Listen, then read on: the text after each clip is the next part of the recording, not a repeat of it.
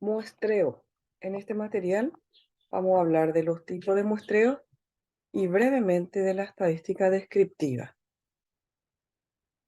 Hay dos tipos de muestreo dependiendo del alcance de nuestra investigación, de la envergadura de nuestra investigación y las posibilidades que tengamos para reclutar los datos de una población, de una muestra. Tenemos el muestreo de tipo no probabilístico que vamos a detallar a continuación. Y el muestreo probabilístico, en donde se hace un cálculo de tamaño de muestra. En el caso del muestreo probabilístico, la muestra es representativa e implica hacer un cálculo previo del tamaño de la muestra. Vamos a hablar también a continuación. Los tipos de muestreo no probabilístico puede ser por conveniencia. Por conveniencia se refiere al investigador. Vamos a detallar a continuación. También puede ser un muestreo deliberado, crítico o por juicio. Vamos a hablar también sobre este punto, ¿verdad? Cuando el investigador conoce a las personas claves y decide tomar como muestra a esas personas, por ejemplo, puede ser un muestreo por bola de nieves. Vamos a ver también a qué se refiere. Muestreo por cuotas. En el caso de un muestreo de tipo probabilístico, sí implica, tiene un rigor diferente y generalmente un muestreo probabilístico es representativo a ese tamaño de muestra, ¿verdad? Que se aplica. Puede ser aleatorio simple, sistemático, estratificado o por conglomerado. Vamos a hablar de todo esto a continuación. Cuando hablamos de muestreo no probabilístico, dijimos que el muestreo no probabilístico no es representativo en un trabajo de investigación. Sin embargo, en el protocolo es importante detallar qué tipo de muestreo y explicar también el alcance y las limitaciones de la investigación. Más aún si queremos dar detalles del tipo de muestreo que seleccionamos para el estudio. Un muestreo por conveniencia se basa en los sujetos disponibles. Entonces, muestreo por conveniencia, el investigador decide, por factor tiempo, económico, acceder a los sujetos que está a su alcance, eh, teniendo en cuenta esa homogeneidad de estudio o de personas. Un muestreo deliberado, crítico o por juicio es aquel que se selecciona con base en el conocimiento de una población o un propósito de estudio. Entonces, en este caso, el investigador sabe dónde se encuentran esas personas o esa muestra o esos archivos o insumos, lo que necesita en su investigación. Él conoce a esa población, a ese universo, y el propósito de su investigación está bien definido, bien delimitado. Entonces acude directamente a esa población, a ese grupo de personas o universos, si hablamos de universos, para seleccionar una muestra de tipo deliberado, crítico o por juicio. Un muestreo de bola de nieves es aquella en el que el investigador recopila datos sobre los pocos miembros de una población objetivo, que puede localizar y luego le pide que proporcione la información necesaria para localizar a otros miembros que conozcan de esa población. Entonces, el investigador puede conocer a 5 o 6 personas que van a formar parte de la muestra que pasó por esa situación o que tiene información sobre mi variable de estudio. Y esas mismas personas, a su vez, como dice acá, puede ubicar o localizar o ellos mismos enviar, si es un cuestionario, a las personas que reúnen el mismo criterio. Sería entonces por bola de nieve. Muestra por cuota es aquel en la que las unidades son seleccionadas en una muestra partiendo de unas características predeterminadas. Entonces, muestreo por cuotas. Tengo un grupo de personas que tiene ciertas características y selecciono de ese grupo de personas aquella que tiene esas características que busco en mi investigación.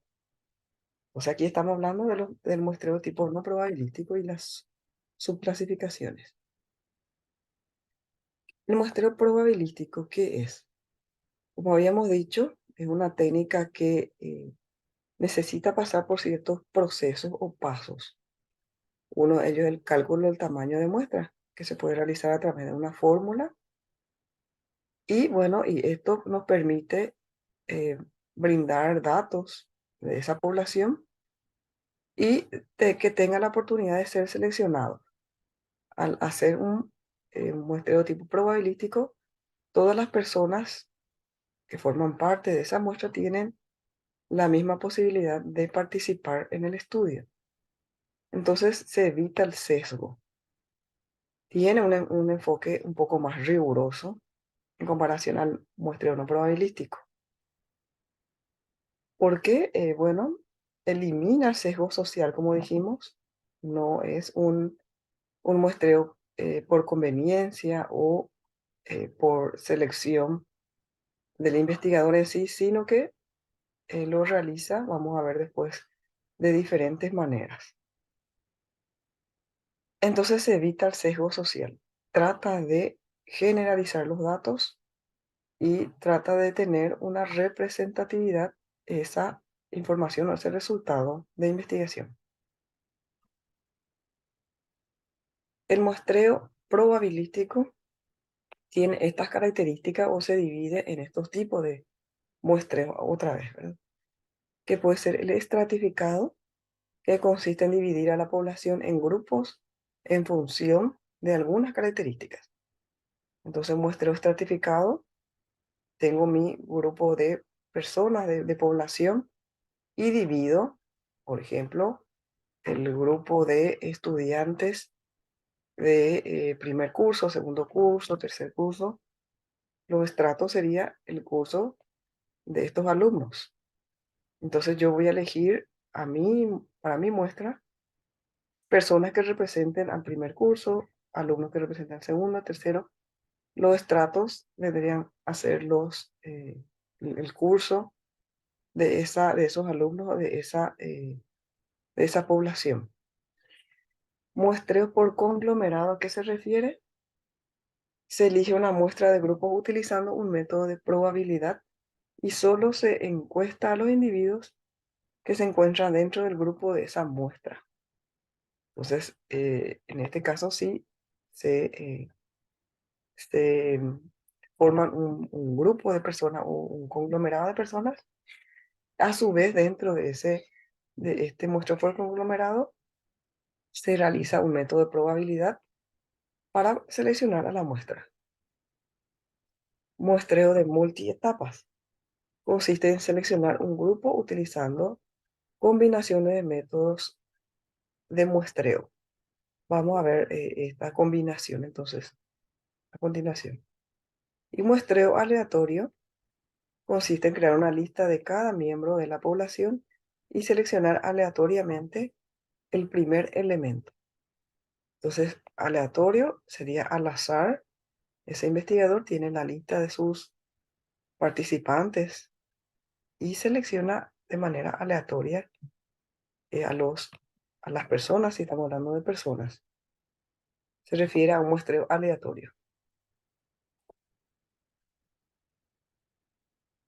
Vamos a detallar cada tipo de muestreo probabilístico teniendo en cuenta la clasificación. Si tenemos el muestreo aleatorio simple, es el método de muestreo básico utilizando el método estadístico y en cálculos. Para recopilar una muestra aleatoria simple, cada unidad de población objetivo se le asigna un número. Luego se genera un conjunto de números aleatorios y las unidades que tienen esos números son incluidas en la muestra. Entonces, el aleatorio simple, tenemos la lista de personas o de participantes, que sería mi población. Se le asigna un número. Tengo una lista del 1 al 100 y ya se encuentra numerado. Entonces yo puedo elegir los primeros tres Luego paso el siguiente grupo de 3 y así voy eligiendo aleatoriamente según esa lista a la población a la muestra. Entonces se genera un conjunto de números aleatorios y esas unidades se incluyen, esas personas seleccionadas se incluyen en la muestra. Un muestreo sistemático es aquel en el que los elementos de la población se ponen en una lista y luego cada enésimo elemento de la lista se selecciona sistemáticamente para incluir a la muestra. Entonces yo tengo de vuelta mi lista, cada enésimo elemento voy seleccionando sistemáticamente. Si son 100 personas, entonces yo puedo ver cada 20, voy a elegir cada 20 personas, o si son 1000 personas, cada 20 personas. Finalmente voy a tener ahí un número de muestra de 100, por ejemplo. Entonces sistemáticamente voy seleccionando a esa muestra. Entonces es muestreo sistemático en este caso. El muestreo estratificado es una técnica de muestreo en la que el investigador divide a toda la población objetivo en diferentes grupos o estratos y luego selecciona al azar a los sujetos finales de los diferentes estratos de forma proporcional. Este tipo de muestreo se utiliza cuando el investigador requiere resaltar los subgrupos de estudios dentro de la población. Habíamos mencionado, por ejemplo, estudiantes del primer curso, segundo, tercero. Si queremos que represente a cada, que tengamos representantes de cada curso, entonces tenemos que hacer un muestreo tipo estratificado. A su vez, seleccionar dentro de ese grupo estratificado al azar a los participantes.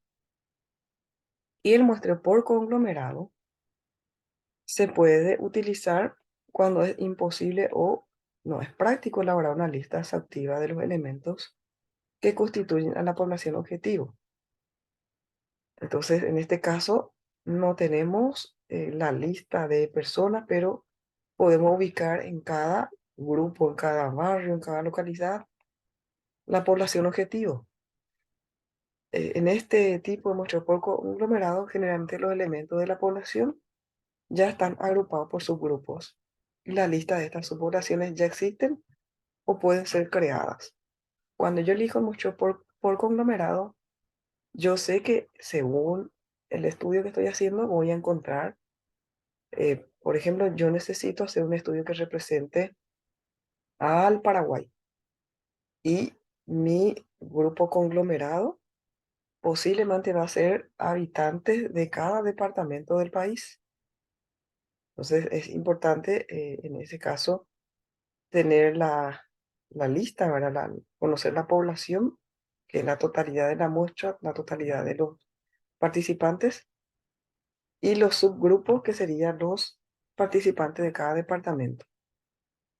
En ese caso, entonces sería por conglomerado.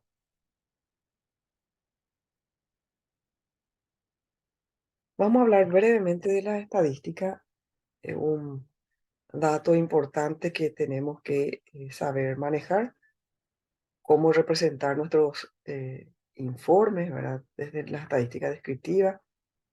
Y más adelante hablaremos de la estadística inferencial.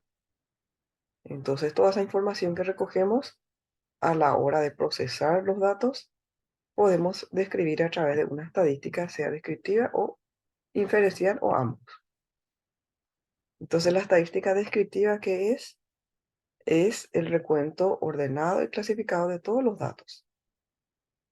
Se puede construir esta estadística o se puede demostrar a través de las tablas o los gráficos, también llamados figuras según las normativas que utilicemos en nuestra investigación. Entonces, esa información que recogemos podemos representar en tablas. Vamos a ver después qué agregamos las tablas, si agregamos porcentajes, promedio y también en los gráficos, las figuras. Y se calculan entonces parámetros estadísticos que caracterizan la distribución. En el caso de una estadística descriptiva, ¿qué podemos calcular? Podemos calcular las medidas de tendencia central, de dispersión, medidas de forma y también la relación entre las variables.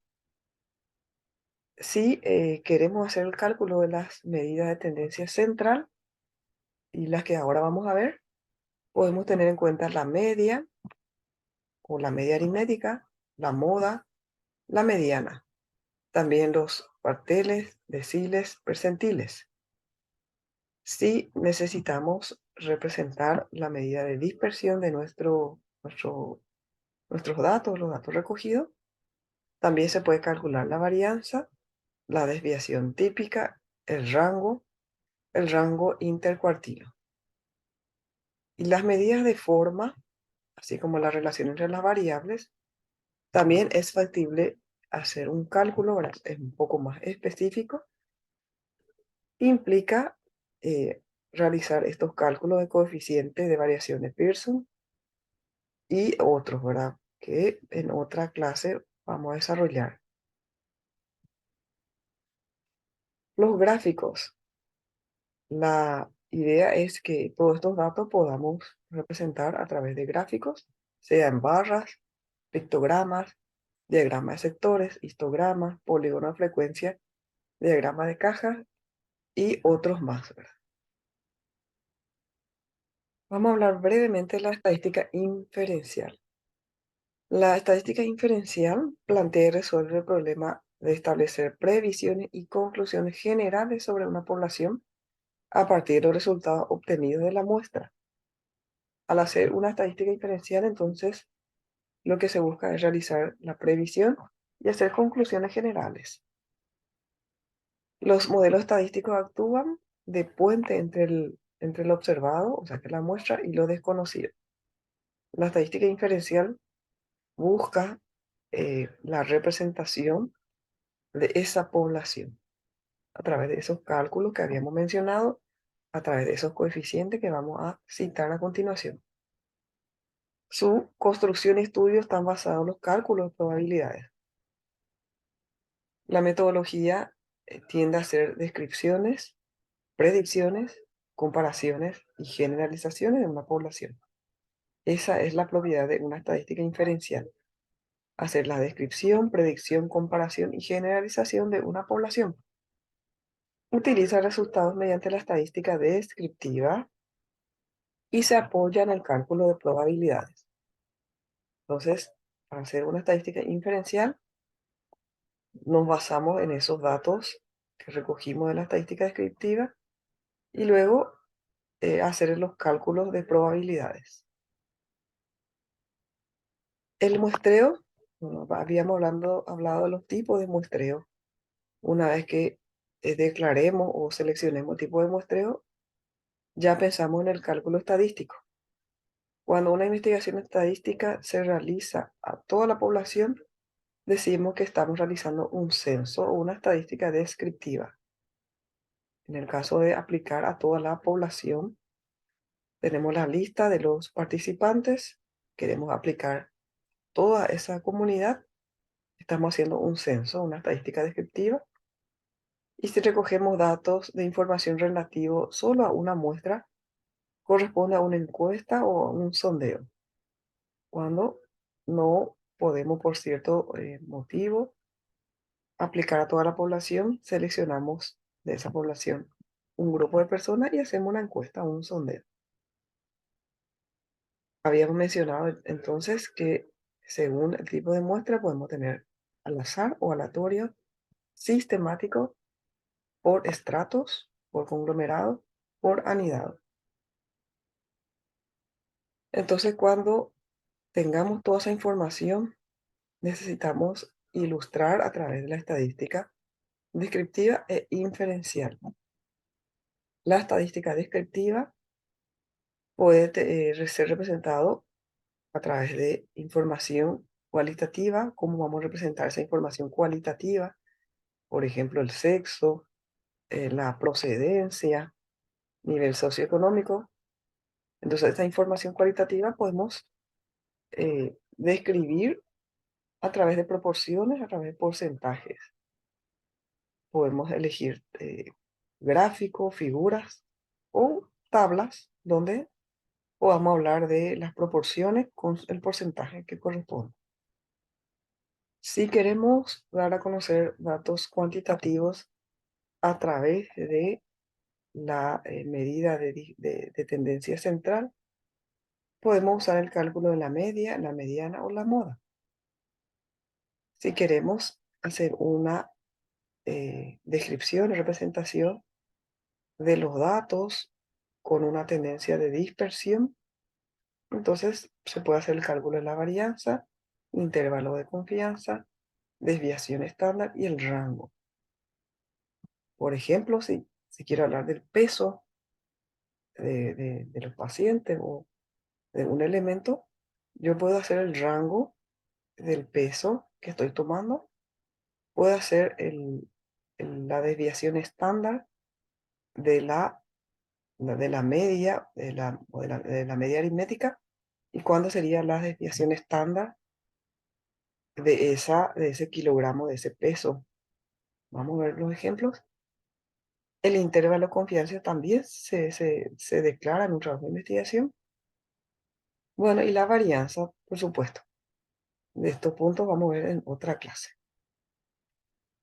En el caso de una estadística inferencial, que dijimos que la estadística inferencial nos ayuda a dar predicciones, descripciones, comparaciones y generalizaciones. También a través de los valores o los datos cualitativos se hace el cálculo, la prueba de chi cuadrado, probabilidad exacta de Fisher, los datos cuantitativos a través de los estudios paramétricos, no paramétricos y asociaciones. Vamos a hacer un ejemplo de la estadística descriptiva de la media aritmética o el promedio también llamado, que es el más sencillo, ¿verdad? Que es el promedio que solemos hacer los docentes a la hora de calcular el promedio de notas del estudiante. Entonces se representa a través de la X, ¿verdad? Con este símbolo subrayado arriba, y vamos sumando el valor que tiene, si es calificación de los alumnos, el alumno 1, cuánto es su nota, vamos sumando, dividido el número total de estudiantes, si estamos hablando del promedio, media aritmética del estudiante. Acá tenemos un ejemplo de edad. Son 5 personas y dice que la persona 1 tiene 20 años, la segunda persona 25, 30, 45, 18. Esos son los datos de la edad que recogimos. Para hacer el cálculo, entonces, sumamos todo dividido en la cantidad total de personas y representa entonces el promedio, este valor, 27,6 años, si estamos hablando en años. Y la mediana, que también es importante calcular, es el valor central cuando los datos se ubican de mayor a menor. La mediana, entonces, si hablamos de vuelta la edad de las personas, tenemos los datos, que son las edades, y de forma ascendente, en este caso, de menor a mayor, vamos anotando las edades que tiene la persona, el paciente, y nos fijamos cuál es el que queda en el medio, el valor central, entonces esa mediana. Si tenemos una situación que represente a valor par, cae el centro en dos valores numéricos, en dos edades, como vemos acá, y de vuelta hacemos el promedio, la media aritmética, para tener el dato de de la mediana, en este caso que es la edad. Y la moda es el dato que más se repite o que más veces aparece. Por ejemplo, tenemos de vuelta acá edades de personas. El que más se repite, vemos el 44. La moda entonces queda en 44. Si se repiten dos valores, en este caso, entonces tenemos dos modas, que serían 44 y 35. Entonces con esto finalizamos esta primera parte donde hablamos brevemente del muestreo y de la estadística descriptiva.